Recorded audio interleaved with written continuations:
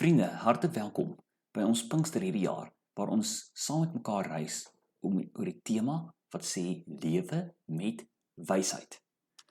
So, ons het begin hierdie jaar in lydenstyd het ons saam met mekaar gestap in die spore van Jesus. Ons het ontmoet daardie mense wie hy ontmoet het tydens sy aardse bediening.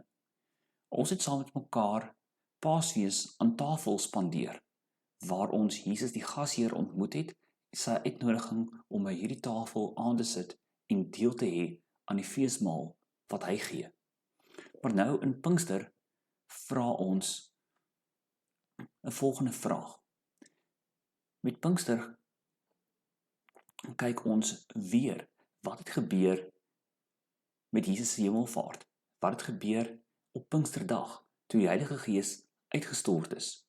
Want ons wil vra, hoe lewe ons nou na afloop van Pinksterdag 24/7, elke dag as 'n kind van God. En ons gaan saam met mekaar sien in hierdie Pinkster, hoe doen 'n mens dit met wysheid.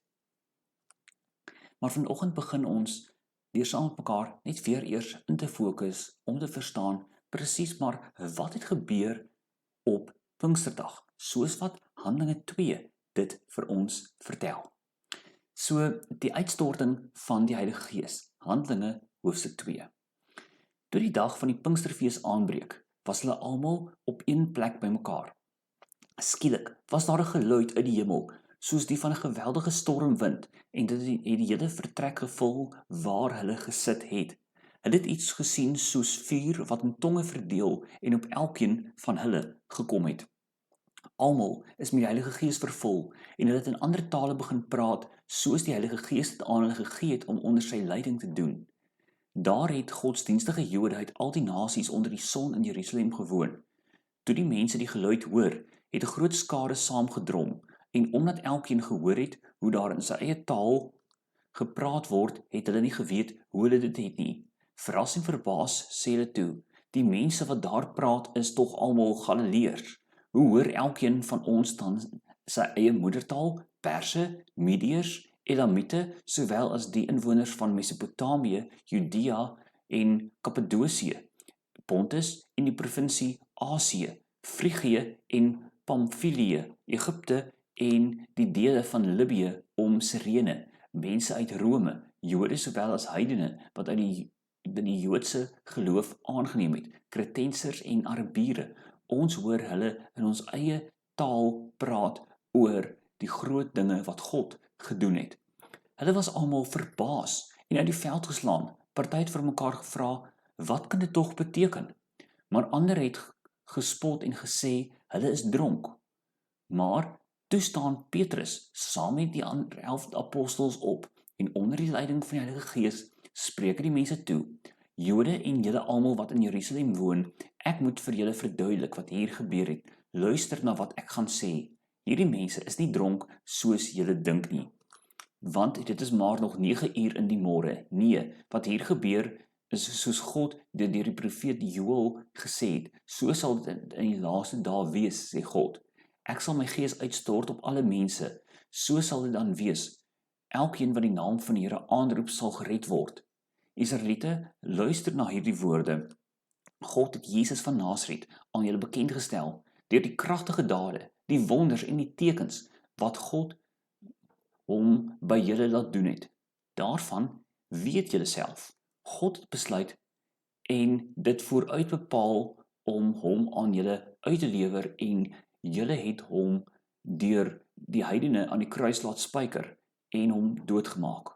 Maar God het hom van die smarte van die dood verlos en hom uit die dood uit laat opstaan. Dit was immers vir die dood onmoontlik om hom gevange te hou. God het hierdie Jesus uit die dood laat opstaan en daarvan is ons almal getuies. Hy is verhoog aan die regterhand van God en hy het die Heilige Gees wat beloof is van God die Vader ontvang en uitgestort. Ons lees vanoggend net tot sover. Nou, wanneer ons 'n teksgedeelte soos hierdie lees vanoggend, kom ons stap vanoggend eers deur die teksgedeelte om sin te maak van die agtergrond wat hier gebeur, voordat ons hierdie teksgedeelte ook vanoggend ons eie maak en vra, so wat sê dit vanoggend vir ons op Pinkster Sondag. So, wanneer ons vra oor die agtergrond, dan sê ons maar, waarvoor was hierdie mense byeen gewees? Want op dag 1 in vers 1 hoor ons op hierdie eerste Pinksterdag, op die dag van die Pinksterfees, toe dit aanbreek, was hulle almal op een plek bymekaar. Nou, die woord wat gebruik word hier vir Pinksterfees is die woord Pentekostes. Letterlik vertaal in Engels met Pentecost. Daarin hoor jy in die Penta, die 5. Hierdie was 'n Joodse fees wat hulle 50 dae gevier het na afloop van Paasfees. En hier is die Jode dan byeen om hierdie Joodse fees te vier. Wie is hulle en waarvandaan kom hulle? Vers 5 sê, daar het godsdienstige Jode uit al die nasies onder die son daar in Jerusalem gewoon. Hulle vier in Jerusalem en hier is mense dan van verskillende bevolkingsgroepe dan daar in Jerusalem bymekaar om hierdie fees te vier. Wat hoor hulle, wat sien hulle tydens hulle feesgebeure? Vers 2 sê, skielik was daar 'n geluid uit die hemel, soos die van 'n geweldige stormwind, en dit het die hele vertrek gevul waar hulle gesit het. So, die program en die agenda wat hulle vir die fees gehad het, het iets wat verander, want vir so 'n fees is daar sekere dinge wat gebeur, hoe hierdie fees gevier word, hoe dit plaasvind, maar nou sal dit verander word deur 'n geluid wat hulle hoor en 'n stormwind wat hulle voel uit die hemel, wat die hele vertrek vul. Maar, wat hoor hulle, wat sien hulle? Hulle hoor hierdie wind, maar hulle sien iets soos vuur wat in tonge verdeel en op elkeen van hulle gekom het. So, eers hoor hulle die geluid van 'n stormwind en nou sien hulle iets soos tonge van vuur wat op elkeen kom. En dit sou die feesprogram van hierdie fees nie net eenmalig nie, maar vir altyd kom verander het deur dit wat nou besig is om te ontvou.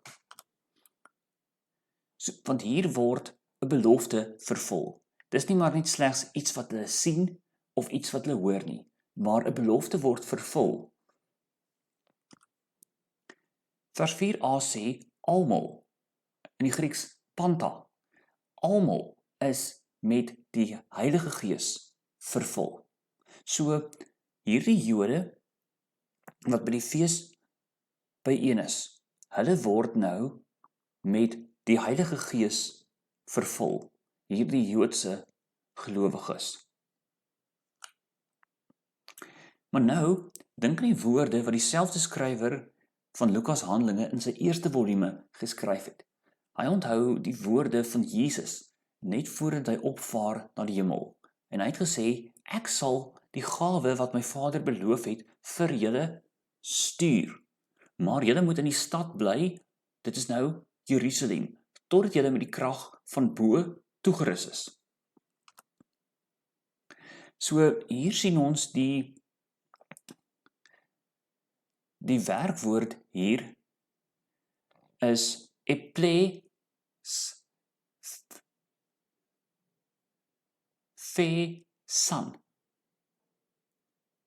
In Afrikaans vertaal beteken dit vervul.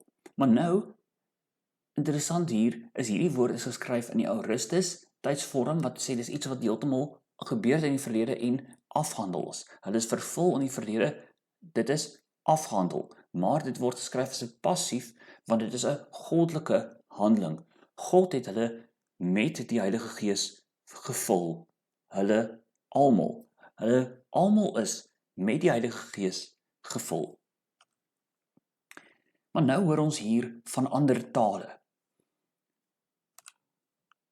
Vers 4b sê, nadat hulle nou met die Heilige Gees gevul is, het hulle in reaksie daarop in ander tale begin praat, soos wat die Heilige Gees dit aan hulle gegee het om onder sy leiding te doen.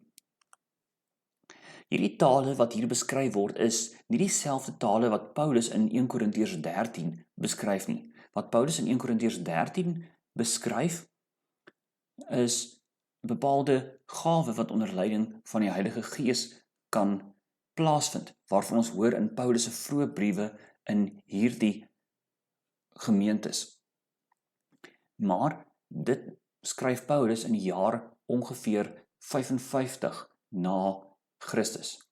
Wanneer ons dink aan wat in Lukas Handelinge beskryf word, word dit ongeveer die jaar 80 neergeskryf uit die geheue van dit wat gebeur het met Jesus se hemelvaart ongeveer die jaar 33 na Christus. So, wanneer ons hier hoor, mense het in tale gepraat, is dit belangrik dat ons nie dit gelykstel aan dit wat Paulus beskryf in 'n ander tyd en in 'n ander konteks nie. So, wanneer hulle in tale praat, wat gebeur dan hier? Handelinge 2 vertel vir ons van 'n eenmalige gebeurtenis, waar mense in aardstale begin praat het, anders as hulle eie taal. So, waar dit wat Paulus beskryf is 'n hemelse taal, iets wat slegs uitgelê kan word deur 'n bepaalde iemand wat hierdie taal kan verstaan en uitlê. Handelinge 2 vertel van 'n eenmalige gebeurtenis waar mense in ander tale gepraat het, maar ander aardse tale gepraat het. Nou, hier hoor ons, wat is dan die funksie? Waarom praat hierdie mense dan by hierdie gebeurtenis eenmalig in ander tale? Want die evangelie moet in elkeen se taal gehoor word. Vers 6 sê, toe die mense die geluid hoor, het 'n groot skare saamgedrom en omdat elkeen gehoor het hoe daar in sy eie taal gepraat word, het hulle nie geweet hoe hulle dit het nie. Ons hoor ons in ons eie tale hulle praat oor die groot dinge wat God gedoen het. Mense hoor die geluid en hulle kom toe nader. Op grond van hierdie geweldige geluid wat hulle gehoor het, kom hulle toe nader. En soos mense van buitekant af nader kom, aansluit by hierdie fees, hoor elkeen dan die evangelie in sy eie moedertaal. Want God werk dit dat mense onder leiding van die Heilige Gees daar die evangelie begin praat in hulle eie moedertale, sodat almal by die fees, ongeag wie jy is of waar jy vandaan kom, jy die evangelie boodskap in jou eie taal kan hoor. En nou sê Petrus vir hulle, maar waarom gebeur dit? Hy sê, dit gebeur want 'n profesie is vervul. In vers 14, toe staan Petrus saam met die 11 ander apostels op, onder leiding van die Heilige Gees, en hy spreek die mense toe, Jode en julle almal wat in Jerusalem woon, ek moet vir julle verduidelik wat hier gebeur het. Nee, hier gebeur wat God deur die profeet Joël gesê het, so sal dit in die laaste dae wees, sê God, ek sal my gees op alle mense uitstort. So, hoor wat's die Bybelse begrip kantaantekening ten opsigte van die laaste dae? Die laaste dae begin hier met die uitstorting van die Heilige Gees. Die laaste dae dek die hele periode van Jesus op aarde was totdat hy weer kom.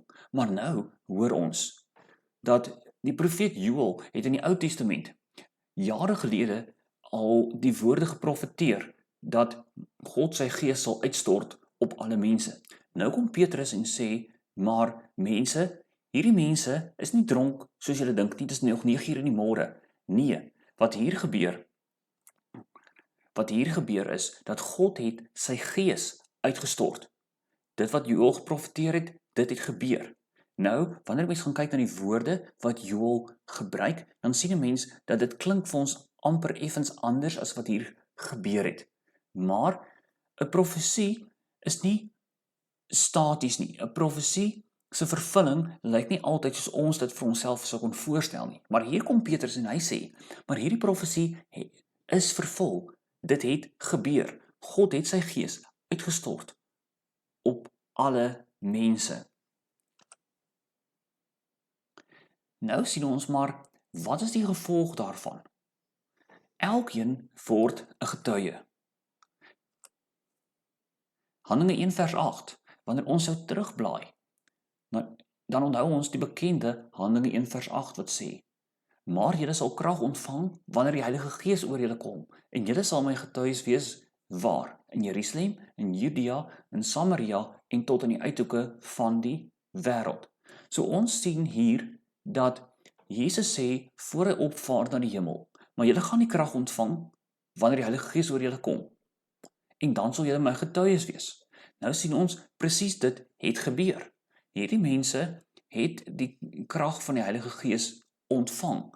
En nou gaan hulle getuies wees daar in Jerusalem. Dit het sopas gebeur, want daar in Jerusalem begin hulle nou reeds om die evangelie te verkondig. Want daarvandaan na die fees sal hulle teruggaan huis toe. En dan ook in Judea, Samaria en tot in die uithoeke van die aarde hier die evangelie dan verder vertel.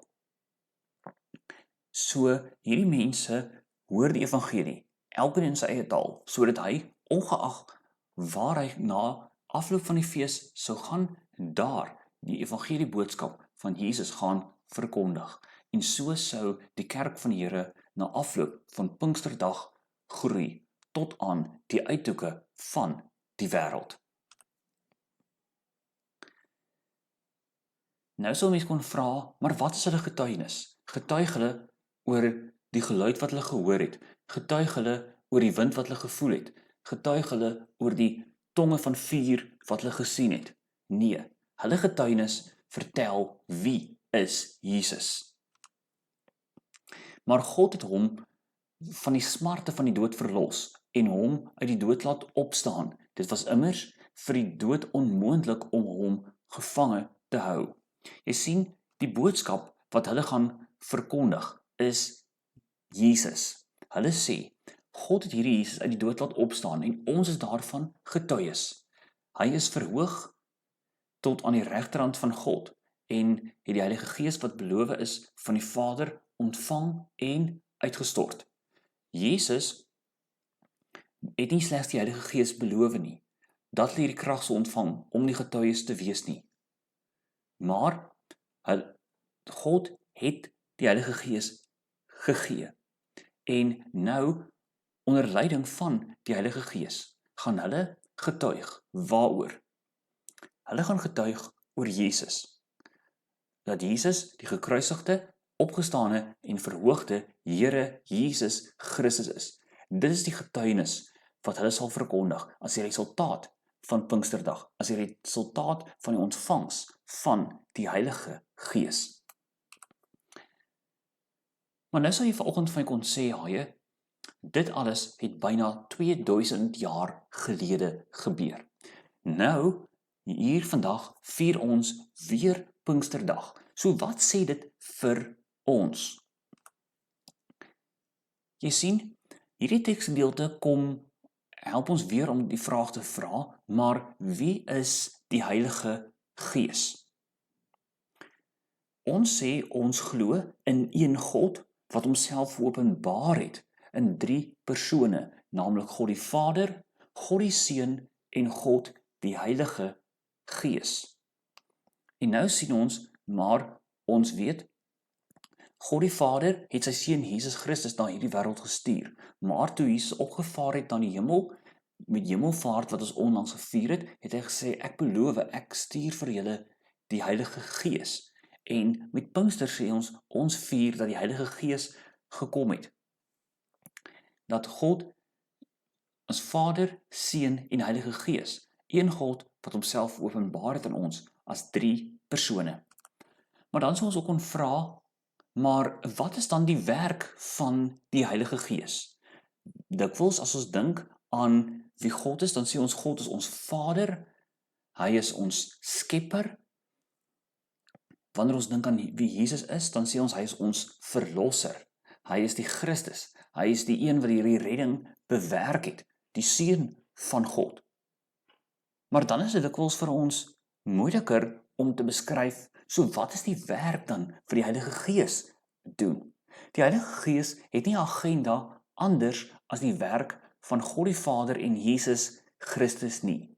Die Heilige Gees word uitgestort om hierdie werk te voltooi, om dit te verwerklik, om dit te realiseer. Ja, die verlossing is reeds afgehandel, bewerk deur Jesus Christus.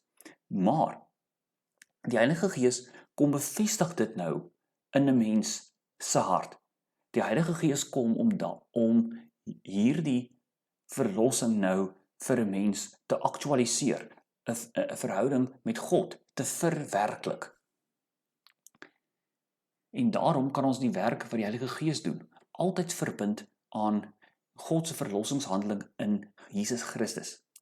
God het nie die Heilige Gees gestuur om vir ons sogenaamde vreemde ervarings in die liggaam te gee, soos baie kerk leer nie, maar om ons aan Christus voor te stel, om ons van Christus te leer en ons meer soos Christus te maak, met die oog op sy wederkoms.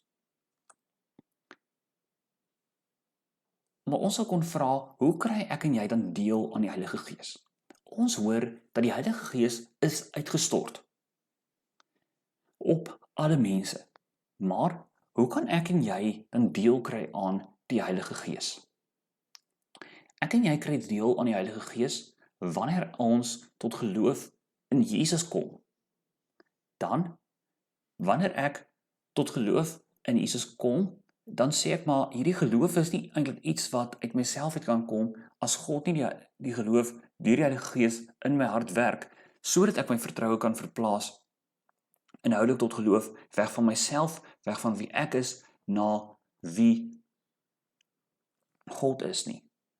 En dit wat Jesus gedoen het nie. So die Heilige Gees is betrokke in my geloof. Maar die Heilige Gees is ook betrokke in die sekerheid van my geloof. Die Heilige Gees werk daardie geloof sekerheid in my hart.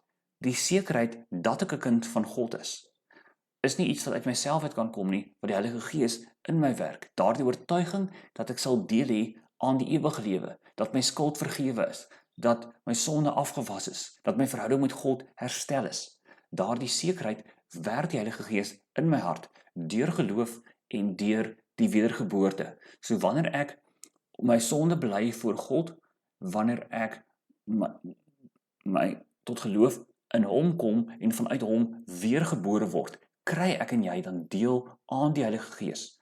En net soos ek deur geloof dan in 'n verhouding met God gekom het, bly ek dan deur dieselfde geloof in Jesus in 'n verhouding met God, en hy bly in my deur middel van die Heilige Gees. En so kry ek deel aan die Heilige Gees as 'n resultaat van God se handeling om my te wederbaar. 'n Volgende vraag sal wees is, hoe weet ek dan dat ek die Heilige Gees het? Jy sien, wanneer ek en jy geloofsekerheid het, daardie sekerheid, as ek vandag te sterwe sal kom, of ek môre sou lewe, dat ek weet, ek behoort aan Jesus. Daardie sekerheid dat ek weet, as ek vandag sal sterwe, of ek môre sal lewe, is ek by Christus. Daardie sekerheid dat ek het, dat ek die ewige lewe sal beerwe. Daardie sekerheid in my hart, dat my sonde vergewe is, my skuld betaal is. Daardie geloofsekerheid, wat God deur die Heilige Gees in my hart werk. Wanneer ek dit het, dan weet ek het die Heilige Gees, want dit is net die Heilige Gees wat daardie geloofsekerheid in my hart sal werk. En dan, onder leiding van die Heilige Gees, kan ek dan vanuit hierdie verhouding met God gewederbaar nuut lewe. Maar jy sien, wanneer ek die genade van Jesus deelagtig geword het, wanneer ek tot geloof in Jesus gekom het, as die resultaat van iemand wat die evangelie boodskap ook met my gedeel het, dan word ek ook 'n getuie van Jesus. Jy sien, ek kan nie net die genade van Jesus ontvang en dit maar vir myself hou nie. Jy sien, as ek opgewonde is oor iets, dan kan ek nie anders as om dit met iemand te deel nie. Waarvan my hart vol is, loop my mond van oor. Beteken dit dat ek eers 'n groot teologiese kwalifikasie moet voltooi om met iemand oor Jesus te kan praat? Glad nie, maar ek kan vir hulle vertel, hoe lyk die hoop wat in my hart leef? sodat ek vir hulle kan vertel dat hulle ook saam met my in Jesus kan glo.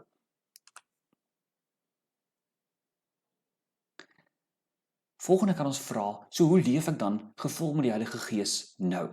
As ek sê, maar ek is ook volgemaak deur die Heilige Gees, wanneer ek weergebore is, het God my ook omvul met die Heilige Gees. Hoe leef ek nou? Hoe lyk my lewe nou? Jy sien, my lewe kan nie dieselfde lyk as wat dit gelyk het van tevore nie, want van tevore, voordat ek weergebore is, het ek geleef onder die heerskappy van die sonde, die selfsug, my eie begeertes, maar nou leef ek onder die heerskappy van Christus, vanuit die Heilige Gees, wat my wil help, my wil vorm, om al meer soos Christus te word. En nou leef ek onder die leiding van die Heilige Gees.